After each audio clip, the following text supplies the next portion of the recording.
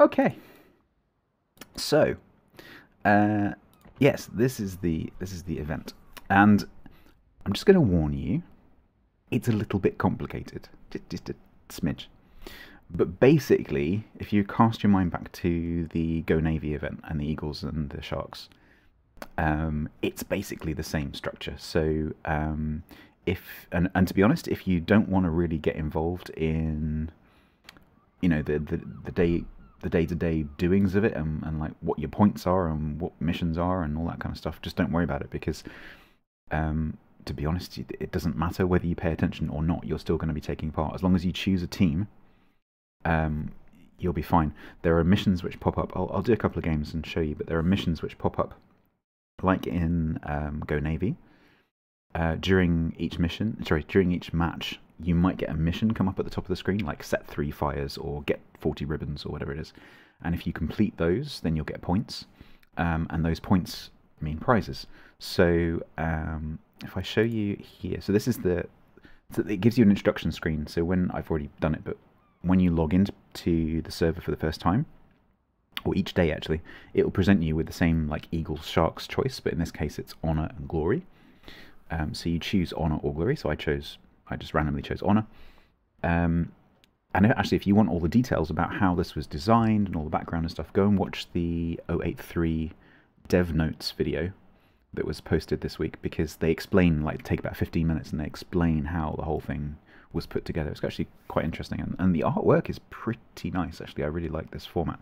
It's just that there's a lot of information. So, but as I said, you don't have to read it. You can just participate without really reading much, if you want to. So yeah, I chose Honor Team, and then you can choose a new team each day. But unlike Sharks and Eagles, where everyone just chose Sharks because immediately, everyone could see that the Sharks were winning, and so everyone just chose Sharks. The way this is designed is if one team starts to win, then that team's missions become harder. So then obviously the other team will start to catch up, and so it's designed to kind of balance out. And they described it in their own video, Wargaming, as a more socialist way of doing it, which I thought was interesting. But the team that's winning, when your difficulty level goes up, the rewards actually get better. So you do get rewarded for being on the winning team. But it's just that the game will make it harder and harder and harder to be the winning team. So it should balance out fairly well. They've introduced, as they always do, they've introduced a new currency for this. So just, remove florins or whatever, and just, in your head, just change it to allowance tokens, which is a very catchy name. And what allowance tokens does is it allows you to spend allowance tokens in the armory, and there's a new section, just like the format is becoming quite common now. There's a new section in the armory and allows you to buy various things, and I'll show you that in a second. And you can see here you get this daily progress token. It works a bit like the daily containers, you get points. So if I go to the rules tab, there's 4 pages of rules which explain. So you can see here, these are all the points you get, and this is the same kind of thing as it was for Sharks and Eagles. So if you were paying attention, then it's the same sort of thing. So various tiers, and for doing various things, you get various points. Notably, a clan battle victory is the most number of points. But you get things like heroic achievements and honorary achievements and things like that as well. And the higher the tier ship you play, the more points you get, from tier 5 up to tier 10. Nothing for tier 4 and below. This page explains, or attempts to explain, how that balancing works between the two teams. So as your team's difficulty level increases, the number of experience points required to get stuff, I'm not exactly sure how this works yet, goes up, but the number of tokens you can win also goes up. And then there's also a Hall of Fame, a bit like the Fly Strike win. So it doesn't look like there's a directives event going on at the same time as this, thank God, because that would just be too much. Yeah, it's the normal kind of thing, and there's prizes for each of the bands. And then at the beginning of every day, you can choose to switch between one team and the other team, between Honor and Glory. And you get a bonus after 15 days. You get like a loyalty reward. which I think is the symbols and the flags and stuff. Not exactly sure what that's talking about. I'm not sure what the 3 stages here are. I don't really know what that lock refers to, but don't know. But you can switch back and forth. So during the patch, and this actually goes on for more than 1 patch, they said at least 2, whatever that means. So I assume this will go on for the entire duration of the 083 patch, which is where the Russian battleships are sort of first introduced via missions. So just like normal now, it's a new line.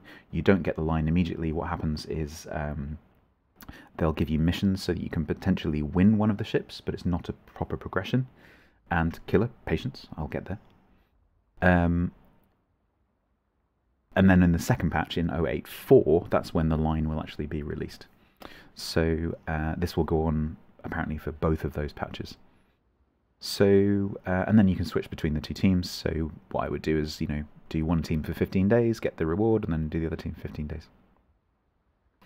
Yeah, so I will show you the armory.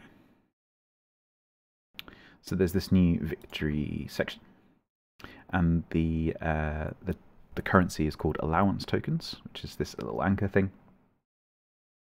And for that, you can buy some camos, permanent camos you can buy. For Vladivostok, which is the tier 8 researchable Russian battleship.